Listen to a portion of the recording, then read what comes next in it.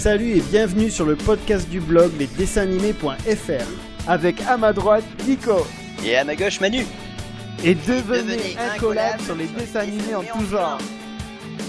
Bienvenue et bonjour à tout le monde dans ce nouveau podcast du 23 septembre 2017.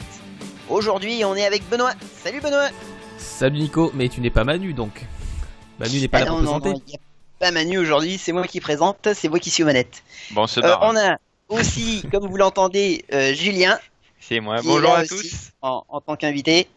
Donc aujourd'hui on va faire un podcast spécial, on va parler justement de Death Note et de ce que la série, nous évoque.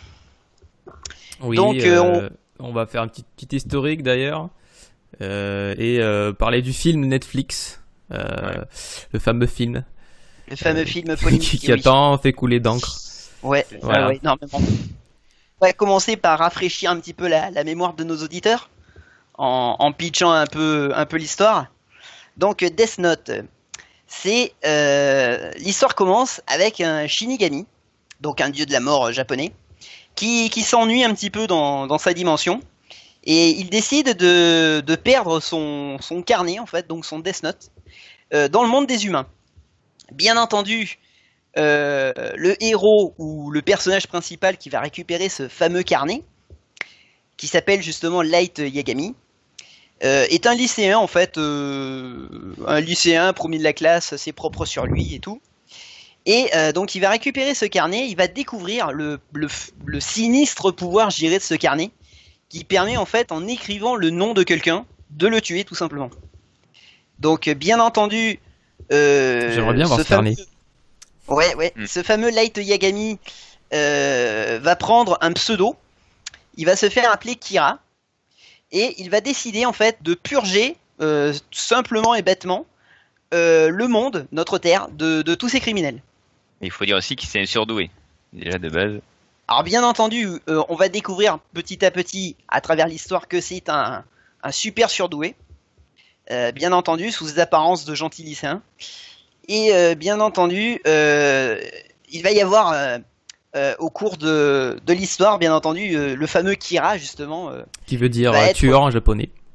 Qui veut dire, ouais, en fait, c'est le terme Kira, en fait, c'est la mauvaise prononciation en anglais de killer, oui, en japonais. Ouais, c'est ça. Par contre, il peut tuer que s'il connaît le visage du mec. Ah oui. L'identité, normalement. Il faut qu'il ait l'identité précise de la personne. Il ne peut pas mettre au hasard un nom. Voilà, si par exemple la personne a un pseudo ou une fausse identité, il ne peut pas le tuer. Donc ça c'est important aussi. Donc il doit bien entendu, le visage de la personne à tuer et en plus avoir son nom complet.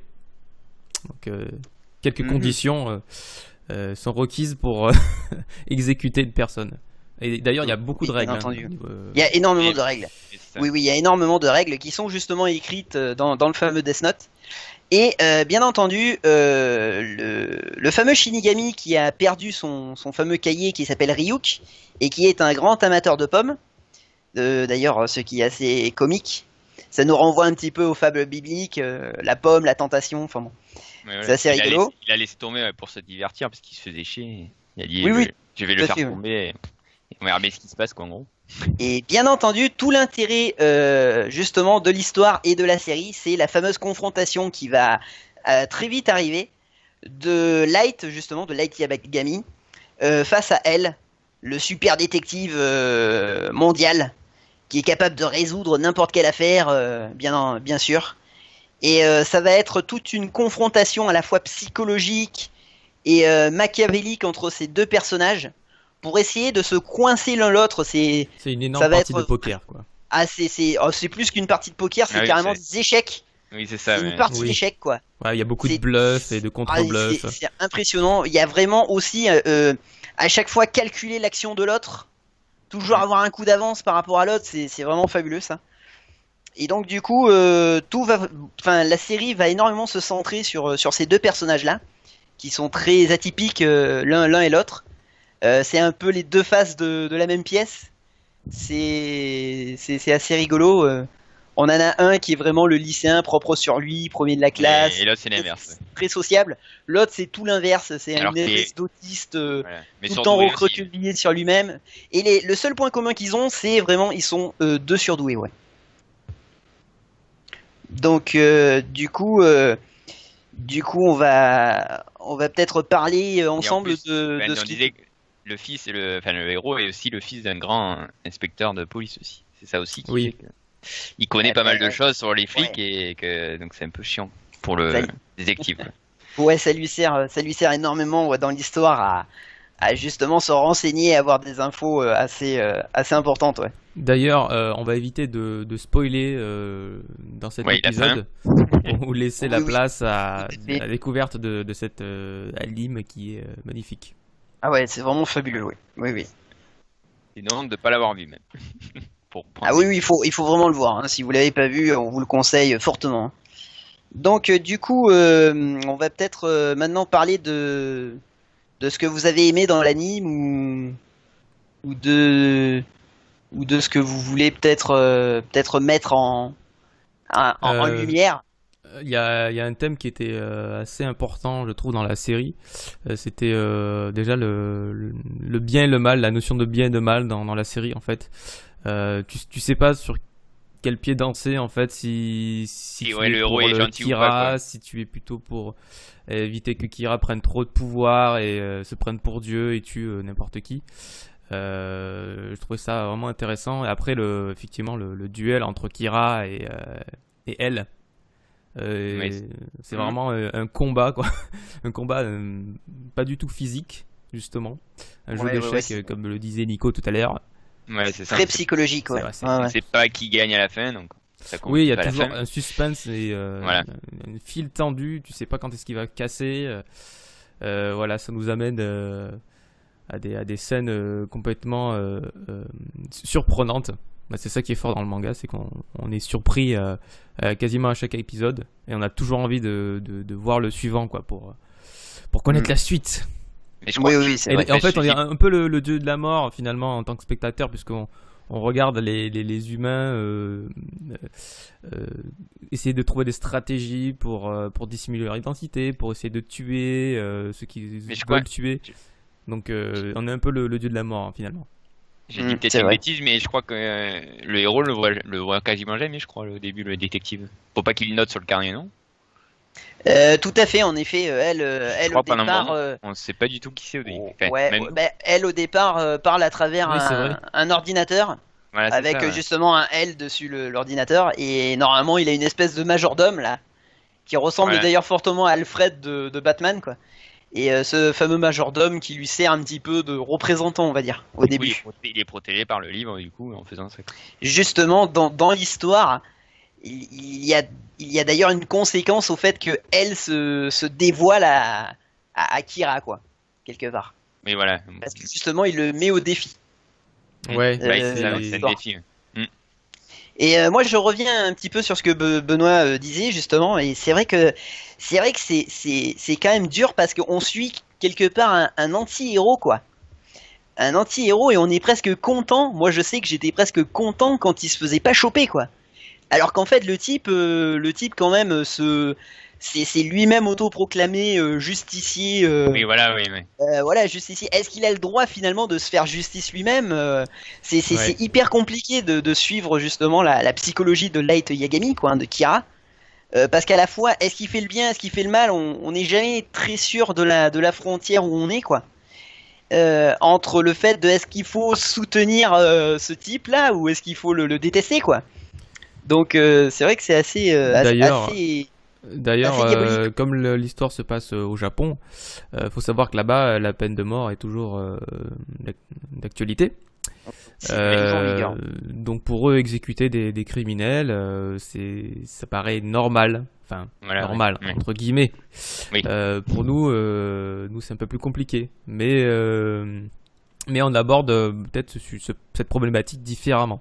Voilà, c'est peut-être pour ça aussi que ce manga a été vraiment connu hors Japon. C'est que les problématiques abordées la peine de mort, du bien et du mal, du sens de la vie, même la religion. Ça peut, tout à fait. Ça peut faire mouche, quoi. Oui, tout à fait, parce que Kira, à un moment donné, est carrément divinisé, quoi. À un moment donné de l'anime, est carrément divinisé. Il y a des femmes dans le monde entier. C'est ça, ouais. C'est ça, ouais. Après, juste pour autre chose, mais je sais pas si t'as lu le manga, Nico. Moi, je l'ai plus lu. Mais est-ce que ça suit bien l'anime ou on apprend plus de choses dans le manga? Alors, c'est ça qui est super intéressant, c'est que l'anime, justement, on va en parler un petit peu. L'anime suit à la lettre, suit trait pour trait le manga. Qui est très rare. Non, c'est pas forcément rare, mais là, pour le coup, l'adaptation est vraiment très très bien foutue. Parce qu'ils suivent trait pour trait le manga. Bon, bien entendu, ils ont fait quelques rajouts parce que, bien entendu, une série d'animation, tu vas pas t'amuser à faire comme dans le manga, parce que dans le manga, il y a des pages entières où les héros sont en train de discuter, il se passe rien, quoi. Donc là, pour le coup, c'est là où il y a l'anime qui prend le relais un petit peu et qui vient rajouter un petit peu d'action. Après, il y a quelques scènes qui sont vraiment où on voit vraiment que les animateurs se sont fait plaisir à mettre en scène, à faire des trucs vraiment qui pètent bien et tout ça, quoi. Et en fait, il faut savoir d'ailleurs que le réalisateur qui a réalisé l'anime et qui s'appelle justement Tetsuro Araki, en fait, c'était un jeune réalisateur et qui avait pas encore vraiment eu de première, qui avait aucune expérience. C'est vraiment son premier poste à la réalisation. Et franchement, pour une première fois, il s'est super bien démerdé, sachant qu'il est plutôt jeune, à 30 ans, être réalisateur sur une grosse série comme ça, c'est quand même quelque chose, quoi. Et bien entendu, de toute manière, il suit à la lettre le fabuleux scénar qui a été écrit justement par Tsugumi Oba. Et d'ailleurs, il y a un mystère sur Tsugumi Oba, le scénariste de Death Note, c'est qu'on ne sait toujours pas qui c'est. En fait, c'est un pseudo. D'accord. C'est un pseudo c'est pris pour elle, quoi. Eh ben, tout à fait. Et d'ailleurs, pour en rajouter au truc, c'est que l'attaché de presse, ou je crois que leur attaché justement, s'est amusé à décrire le scénariste comme étant un L en puissance, quoi. D'accord. Ouais. Et en fait, donc il y a toujours ce mystère-là. Alors alors il y en a qui supposent que c'est un mangaka très connu et qui veut pas qu'on sache que c'est lui, parce qu'en fait, ce mangaka connu, il est plutôt connu pour faire des mangas comiques. Donc en fait, peut-être que ça changerait ça pourrait fausser, si tu veux, notre regard sur ces scénarios, en fait. Ou alors, il y a carrément aussi des hypothèses qui disent que c'est peut-être un mec qui vient de la littérature classique et qui là aussi, pareil, ne veut pas qu'on sache que c'est lui pour éviter d'être trop amalgamé au manga, quoi. Et donc du coup, non, là pour le coup, l'anime est vraiment superbe. Et il est très dynamique, l'animation est super fluide. Bon, il y a de temps en temps, ils ont récupéré certaines scènes, ils ont recyclé certaines scènes, mais franchement, c'est toujours assez bien fait. Et de toute manière, là aussi c'est pareil, la personne qui s'occupe du chara design justement, c'est aussi une première fois à ce poste-là. Il s'appelle justement Masaru Kitao.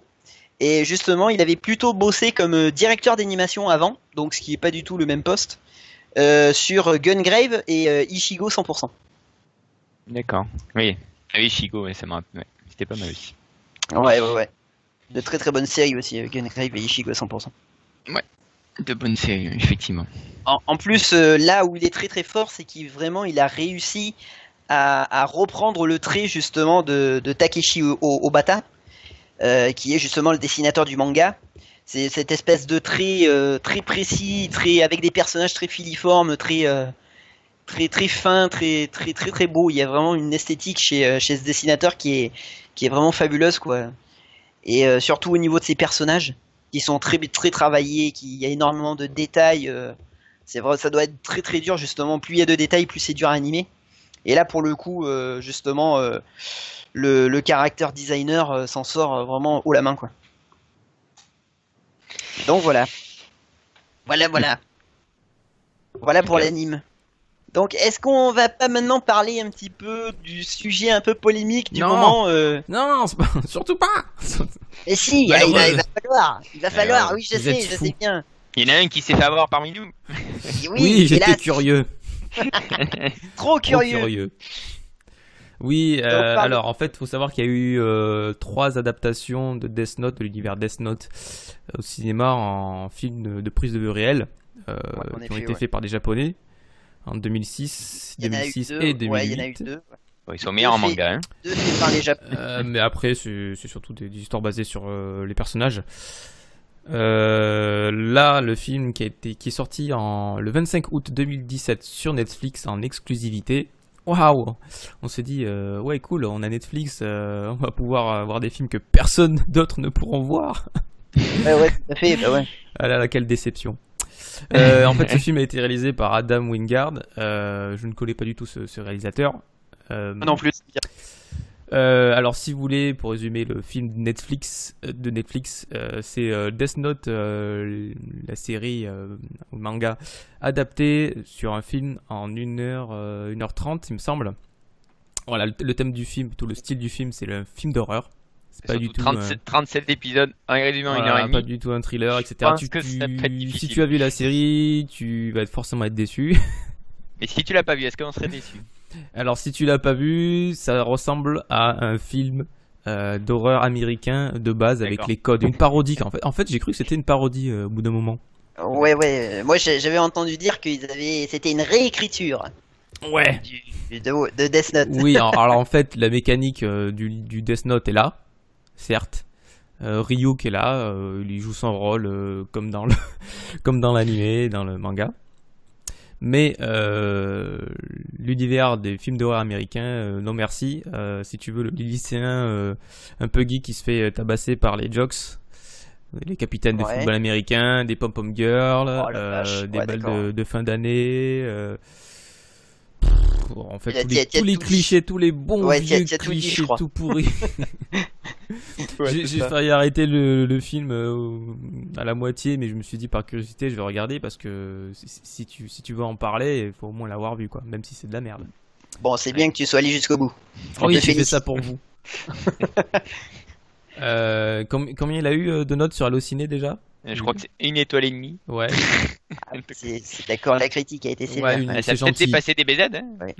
Ah, peut-être, oui, t'as pas tort. Ouais. Oui, ça aussi, c'était une belle saloperie. Ouais, mais bon. Ouais. C'était de la pédophilie sataniste, ce film-là, oui. C'était quelque chose.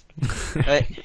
Donc, tout le résumé de la série n'est pas inclus dans le film, on va dire. Beaucoup de passages de personnages, de scènes ont été coupés. Et comme je l'ai dit tout à l'heure, c'est un film d'horreur, donc si tu veux, les morts choisis par Akira. Il faut savoir que tu peux choisir la mort en rajoutant la façon dont la personne va mourir.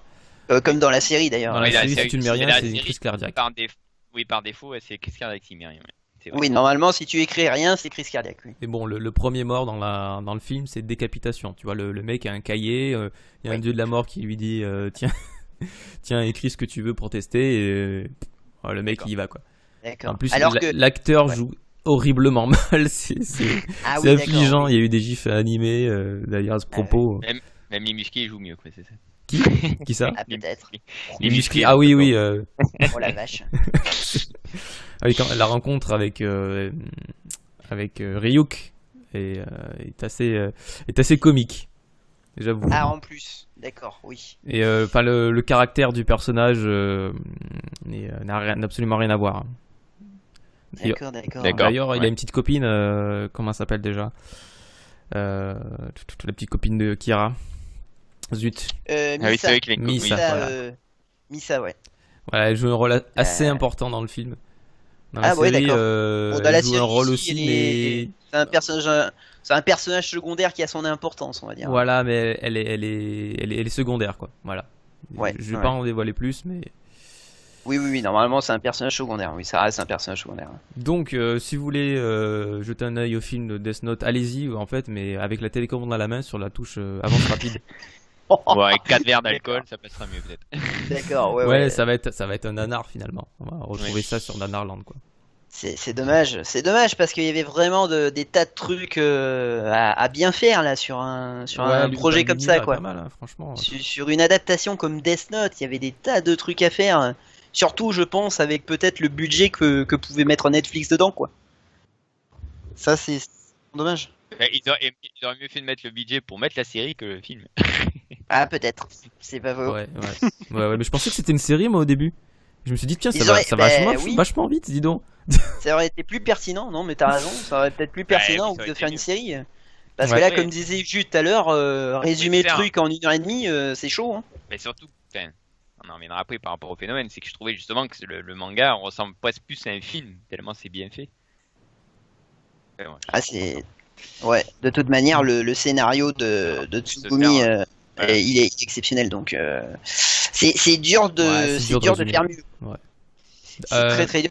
J'ajouterais une petite anecdote à propos du réalisateur Adam Wingard en fait, qui a décidé de supprimer définitivement son compte Twitter parce qu'il se faisait harceler par les fans. Il a reçu des menaces de mort. Tu m'étonnes. Venant de Kira peut-être, mais voilà. Peut-être. Ça serait les fans se déchaînent. Je trouve pas ça très très gentil, très sympa. Ouais non, ça sert à rien. Non. Faut pas s'acharner sur. Oui, bon, on sait que c'est de la merde, mais bon, voilà, bon.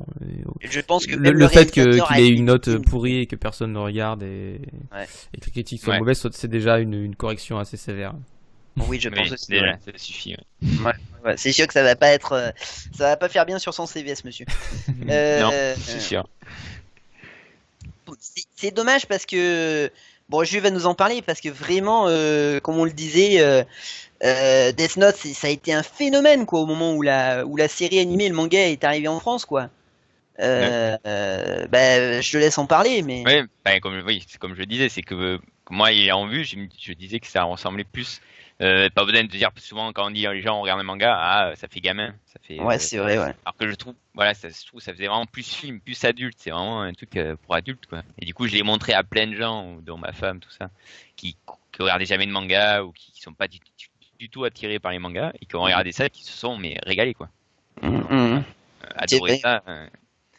Et ils ont tous n'importe qui, mon frère, enfin tous ceux que je connaissais, que je leur ai dit regardez-le. Ils ont tous été unanimes et personne m'a dit que c'était de la merde quoi. C'est une bonne introduction quoi. Voilà. Oui. Intégrer l'univers des animés. Voilà, c'est pour dire qu'il y a des animés qui sont en fait pour adultes. Ouais, tout à fait. Ouais. Oui, tout à fait. Oui, c'est ça en fait. Parce que en fait, c'est vrai qu'en France, on a toujours un petit peu ce parti pris de dire c'est un dessin animé, c'est pour les gamins. Voilà. Alors qu'au Japon, il y a très très longtemps, eux, pour le coup, c'est culturel. Ils savent très bien faire la différence entre les dessins animés pour enfants, les dessins animés pour ados, les dessins animés pour adultes. Ce qui nous tient, c'est vraiment le scénar. Il y a un scénar, c'est vrai que super scénar. Il y a un scénar qui est digne d'un blockbuster hollywoodien. Oui, c'est une merveille. Ouais. C'est une véritable merveille. Le dessin, tout, l'animation, tout est très très bien foutu sur l'anime. Moi, c'est pareil, hein, j'ai un petit peu les mêmes témoignages que toi, Jus, où moi j'ai rencontré des membres de ma famille, dont généralement je ne parle jamais manga ou je ne parle jamais animation avec eux. Ouais, et là, pour le coup, c'est eux qui m'avaient parlé de Death Note et j'en suis tombé. J'en suis tombé bouche bée quoi. Hein. J'ai dit vous regardez Death Note et qui adorait ça. Hein. En plus je sais même pas sur quelle chaîne il était passé. Je sais même pas. Canal+. C'était passé sur MCM, je sais. MCM, ouais. Je me souviens que c'était passé sur MCM, donc oui, il y a énormément de gens qui ont pu le voir, je pense, à l'époque. Et en plus à l'époque, il n'y avait pas trop internet, je crois encore. Non, enfin, si, il y avait encore on pouvait encore trouver en streaming, je pense. Mais bon, oui, c'est vrai que non, mais le phénomène, même le phénomène manga, le manga a eu un énorme succès aussi en France. Ça a été incroyable. Voilà, c'est pas un truc qui dure 3 ans. C'est 37. Je ne sais pas si la série animée est sur Netflix aussi. Non. Non, ça, j'en sais rien. Ouais, il dit pas. Ça, je ne saurais pas. Si, je crois qu'il y est. J'ai des bêtises. Ah bon ? Et je crois qu'il y est, ouais. Donc du coup ils ont mal calculé, ils ont encore plus mal calculé leur coût quoi. Ouais, je crois que. Si apparemment. Si. En tout cas aux États-Unis peut-être et en France je ne sais pas. Mon Dieu, mon Dieu. Et il y a personne qui pouvait leur dire ne faites pas ça. Bah si, on l'a tous dit, je crois. Et elle est Oh là là. unanime, ouais. Non, mais je parlais dans l'équipe technique du film. Il y a putain, c'est ça qui est fou, quoi. Il y a personne à un moment donné qui s'est dit mais mince les gars, on est en train de faire de la merde. Oh là là là, je vous raconte pas la fin du film, ça part en cacahuète et là tu dis mais il y a personne qui leur a dit d'arrêter. Voilà, bah, merci. La série est en France aussi. D'accord, ok. Les 37 épisodes et le film juste à côté. Bon, je vais et vous pourtant poser recommandé à 97%. Bon, je vais vous poser Ouais. la question à $1 million à tous les deux. Quel est votre personnage préféré dans Death Note? Ah, ouais. Moi j'aime bien. Bah, elle. pour moi, voilà, vas-y, bah, vas-y. je pense qu'on va tous dire la même chose, c'est elle, quoi. Ah, d'accord, donc je lui dis elle. Et toi, Elle aussi. Benoît? Pareil, j'étais un peu déçu au milieu de saison. D'accord. Ok, ok. Je vais pas dévoiler pourquoi, On mais. peut pas dire pourquoi. Mais d'accord, ok. À tous les deux, elle. Mais Ah, moi non, il joue un peu trop avec le feu, j'ai l'impression. Ah, moi j'adore. Moi non, c'est le héros, Light Yagami. J'adore ce mec-là. moi. Il se la pète trop, arrête. Ah, mais j'adore. Mais c'est vraiment l'archétype personnage, du oui, méchant certes. diabolique. Il y a Le d'autres bien personnes qui arrivent à la machiavélique fin là. qui sont pas mal aussi, mais on peut pas en dire plus. Mais Moi j'adore son syndrome de supériorité Qu'est-ce à que ce tu mec-là. disais, Julien C'est il y du a bonheur. d'autres persos qui arrivent à la fin où on dira rien, mais qui sont pas mal aussi. Mais c'est vrai que elle est Ah bah oui, bien entendu, oui. Oui, ça. Comment dire, ça se surenchérit, on va dire. Voilà. C'est- Il y a personne qui est fan de la petite amie, enfin la petite amie, c'est elle qui se promulgue petite amie de Light Yagami, mais personne pour Misa, l'idole, non. Bon, personne est fan d'idole parmi nous, d'accord. Très très bien. Et plus entre les deux mecs, à la limite on fait part entière du reste. Et vraiment les deux acteurs, le L et là Yagami qui sont monstrueux, quoi. D'ailleurs, il y a une règle spécifique au Death Note qui permet de voir les noms et prénoms au-dessus de la tête des gens, je crois. Ah Ah oui, oui, les c'est yeux vrai. de Mais il y a Shinigami. une condition. C'est tu perds en espérance de vie, je crois. Voilà, c'est ça. Tu perds la moitié de ton Ouais. espérance de vie, c'est ça. Ah ouais, ouais, c'est énorme, ouais. Oui, c'est ça. Donc du coup, bien entendu, ça aussi, ça sera l'occasion dans le scénario à quelques petites manipulations assez sympathiques. Les règles, il y en a pas mal, hein. Je crois qu'il y en a une soixantaine Ah, il y a- écrites Ah oui, dans le il cahier, y en a mais énorme. Oui, recensées. Il y en a énormément. Il y en a énormément de règles. Ouais, c'est vrai que ça, c'est assez rigolo. C'est vrai que s'ils ont vraiment mis, ils auraient pu foutre bien du. Enfin, c'est un truc qu'on peut faire en série en mettant le pognon, ça serait une série même nickel. Et- quoi, Et c'est là d'ailleurs où est la force du scénario, c'est que à aucun moment il y a une fausse note, quoi. Parce que comme tu le disais, il y a énormément de règles, mais à chaque fois toutes les règles sont respectées par le héros et par même les personnages secondaires. C'est impressionnant, il n'y a aucune fausse note. Le scénario, vous pouvez. Moi, je Tout me est suis expliqué, amusé ouais. d'ailleurs. Je me suis amusé d'ailleurs dans la série à me dire c'est pas possible. Il y a un moment donné, il a fait une erreur. Il y a des faux raccords, il y a des trucs qui vont pas, il y a des personnages. Et non, pas du tout. Hein. C'est vraiment parfait du début à la fin au niveau du scénar. C'est incroyable. Hein. Vous Ça, arriverez c'est pas à le. typiquement japonais, j'ai l'impression d'avoir des règles très strictes et que tout le monde les respecte. Comme C'est ça. dans The Cercle, par exemple, où il y a la règle des 7 jours et tout. The Ring, ouais. Oh là là, oui. Ouais, un et ils autre rabâchent film. tout le temps, d'ailleurs, les règles. C'est Ouais. très important, je trouve, d'ailleurs. Mm. De C'est pas rappeler comme les règles des Gremlins. Comment C'est pas comme les règles des Gremlins, quoi. Ah oui. Où là, c'est complètement aberrant, quoi. C'est des ça. règles pour faire joli, quoi. Oui, c'est ça. Ah là là. Mais Et personne ne donc, respecte. oui, personne les respecte jamais. C'est fou, ça. Hein. Oh là. Mais pourquoi on passe les Européens, sérieux? Bon, ben sur ce, on va conclure notre podcast. Donc, ce qu'il faut retenir de Death Note, c'est Allez que le voir. c'est une série qu'il faut voir. Voilà. Pour moi, c'est Absolument. dans le top 10. Montrez-le à des gens qui n'ont jamais vu d'animé. Tout à Moi, fait. je pense que c'est une de mes meilleures séries, de tout truc confondu. Ouais. C'est une très très bonne introduction. Voilà. Niveau scénar, je crois que j'ai pas vu pareil. Alors, elle a pense. plus de 10 ans, mais détrompez-vous, ce n'est pas du tout démodé. Ah ouais, Alors, non, du pas tout, du tout. c'est intemporel. Ah oui, là pour le coup, oui, la série reste de qualité, même encore aujourd'hui. Game of Thrones. Voilà. En attendant la prochaine saison, Voilà. matez-vous Death Note. Hein, faites-vous plaisir. Faites-vous ce plaisir-là parce qu'elle vaut vraiment le coup la série. On va vous laisser là, chers auditeurs. vite fait pour conclure. Mais, Oui. elle est traduite en français, mais par contre les voix françaises, je sais pas. Moi, je l'ai eu en VO. Elles sont correctes. Elles sont correctes, Ouais, franchement. elles sont correctes. Ouais, il y a quand même du lourd au niveau des Sur voix. Il y a les deux, de toute façon, on peut mettre en VO ou en français, mais Ouais, je sais pas. Ça va, le doubleur de Kira a bien fait son boulot. Et j'aime particulièrement celui de Ryuk aussi. Ça peut gâcher des fois les doublages aussi. Donc. Comment? Je dis, les doublages, des fois, ça peut gâcher tout un manga. Ah, donc, c'est pas faux. Ah, c'est pas faux, oui, on se rappelle de Ken le survivant. Hein. Oui, non, mais bon. Ah, ben là, mais bon. Mais mérité. Ouais. C'était Ah, triche. Nicky Larson. On avait le droit Larson. à l'époque. Hein. Ah, peut-être qu'on fera un podcast spécial sur les podcasts, sur les doubleurs. Eh ben, écoute, ça sera l'occasion en effet de se retrouver et pourquoi pas de faire une thématique sur ça. Tout à fait. Bon, sur ce, mon petit Juju, je te laisse. Hein. Merci à vous. C'est à bientôt. c'est nous qui te remercions d'avoir participé à ce podcast. Hein. Ça m'a fait Bon. plaisir. Benoît, Oui. on va te laisser. Merci d'avoir participé et de nous avoir ça fait donné un ton plaisir. avis sur ce fameux film. Et un petit coup à Manu, que si on revoit. Manu, je pense qu'on le reverra dans un prochain podcast sûrement. Ne vous Et inquiétez pas, hein, il est toujours là. Réalisation du film, allez. Il est toujours là. Il reviendra quand même un petit peu présenter. Il avait beaucoup de pain sur la planche, effectivement, et il travaille sur un film d'animation. Voilà, Benoît peut en parler vu que À il suivre bosse. sur sur le blog. Oui, ouais, suivez-le, ouais. Suivez un petit peu là l'avancée, ouais, de Si Manu, vous, ouais. si, vous voulez vous mettre à l'animation 3D, texturing, Ouais, tout à allez fait. jeter un œil. Ouais, c'est super intéressant. Ouais, on vous le recommande aussi. Bon, allez, ciao les Allez, gars. à bientôt. Salut. Allez, à plus. Ciao. Ciao.